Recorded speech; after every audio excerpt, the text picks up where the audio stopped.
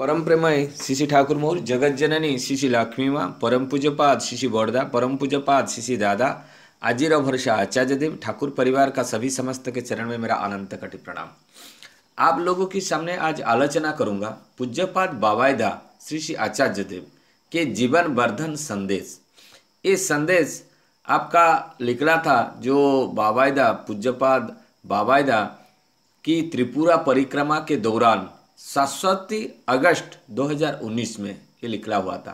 वो जो 6 पॉइंट के ऊपर जो संदेश दिए हुए हैं, इस संदेश को हर परिवार को पालन करना पड़ता है और पड़ेगा, तब जाकर परिवार में सुख शांति निरामय जीवन यापन हो सकता है।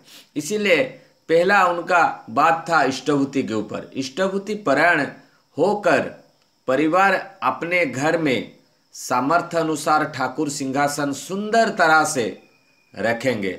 घर में और भी देवी देवताओं की प्रतिमूर्ति व प्रतिकृति रख सकते हैं, परंतु ठाकुर का आसन स्वतंत्र रूप में रहना चाहिए।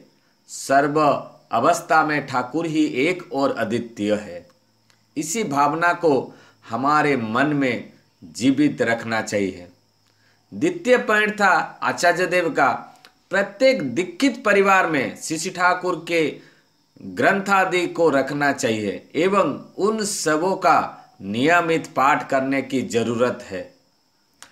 कम से कम नियमित सत्यानुसरण की एक वाणी का पाठ करके उसके हृदयंगम करना आवश्यक है। सबको घर में बैठकर सत्यानुसरण पढ़ना चाहिए और उसका मीनिंग, उसका कारण, वो ठाकुर जी सत्यानुसरण में क्या कहे हुए हैं, उनको हमको आलोचना करना पड़ेगा परिवार के अंदर। तृतीय पॉइंट है परिवार के सभी लोगों मिलकर विनती प्रार्थना करें। दोनों बेला यदि संभव ना हो तो कम से कम एक बेला माने साथ में बैठकर विनती प्रार्थना करना चाहिए। कोशिश करेंगे, सब आदमी को एक कोशिश करना अनिवार्य है, नहीं तो सप्ताहों में एक दिन सब मिलकर प्रार्थना करेंगे ही करेंगे। क्योंकि किसी का कुछ काम हो सकता है, कोई बाहर में रहता है, तो एक दिन छुट्टी संडे तो रहता ही है ना, तो संडे सब बैठकर हम लोग सब प्रार्थना करेंगे। इसीलिए आचार्य देव का निर्देश है, एक साथ बैठकर प्रार्थना करने का एक ही मतलब है कि सब एकजुट बैठने से हम लोग की प्रति प्रेम जागृत होगा। उनका चतुर्थ पॉइंट था आचार्य देव का, दीक्षित परिवारों में प्रत्येक को सुबह में नाम ध्यान करने की जरूरत है। सर्वप्रथम थोड़े समय के लिए अभ्यास करते करते करते करते बाद में नाम ध्यान करने का समय धीरे धीरे बढ़ता चाहिए। पहले 5 मिनट, उसके बाद 10 मिनट, कुछ महीना के बाद 15 मिनट, कुछ महीना के बाद 20 मिनट, ऐसे करते करते करते करते मिनिमम आधा घंटा 45 मिनट हम लोग अभ्यास करेंगे। पंचम पॉइंट था आचार्य देव का, उपयोजना केंद्रों के अंतर्गत हर एक परिवार यायन करके सालों भर दीक्षा की प्रक्रिया चलाते रहेंगे। कम से कम हर महीना एक आदमी का दीक्षा दिलवाना चाहिए, कम से कम एक व्यक्ति का। महीना में एक होगा तो सालों में मिनिमम 12 आदमी को हम दीक्षा दिलवा सकते हैं। छठवा उनका था कि नियमित व नित्य दिन कम से कम एक बार परिवार के सभी लोग मिलकर एक साथ आहार ग्रहण करना चाहिए। उस दौरान व उस समय दिल खोलकर एक दूसरे के साथ बातें करनी चाहिए। इसी तरह से एक परिवार सुख में रहता है और सुखी परिवार में ही ठाकुर अवस्थान करते हैं। अशांत परिवेश, अशांत परिवार शैतान का आवास स्थल है।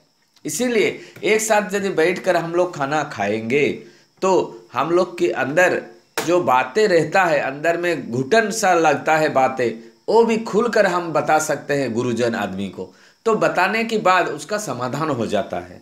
इसीलिए साथ में खाना चाहिए, सब बैठकर। बार बार असफल हो रहे हैं, किस तरह से सफल होंगे? पूज्यपाद बाबाईदा आचार्य देव कहा कि सफलता के लिए सबसे पहले मन को पारंगतता से उद्दीप्त करना होगा। मन पारंगतता से उत्खिन्न ना होने पर इसके बारे व्यर्थ होगी। जब तक हम लोग पॉजिटिवनेस हम लोग के अंदर नहीं आएगी, हम लोग विश्वास समर्पण भाव यदि नहीं आएगी, हम लोग के अंदर पॉजिटिवनेस नहीं आएगी, भविष्य की ओर नजर रख कर मैं कर सकूंगा, इस विश्वास के साथ तैयारी करनी होगी। ये पॉजिटिवनेस कहा जाता है। माताएं अनेक समय याजन करने के वक्त द्विधाग्रस्त हो जाते हैं। पूज्यपाद बाबाईदा ने कहा कि माताएं अपने भाव भाषा बोध को माध्यम से ठाकुर जी के बातें बोलेगी, गिलहरी की तरह अपनी भूमिका पालन करेगी।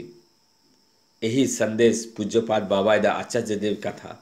पूज्यपाद बाबाईदा की त्रिपुरा परिक्रमा के दौरान शाश्वत ग्रंथ 2019 में ये लिखा हुआ था। ये आलोचना यदि आपको अच्छा लगा तो मेरे को कमेंट बॉक्स में कमेंट कीजिएगा। वंदे पुरुषोत्तम, जय गुरु।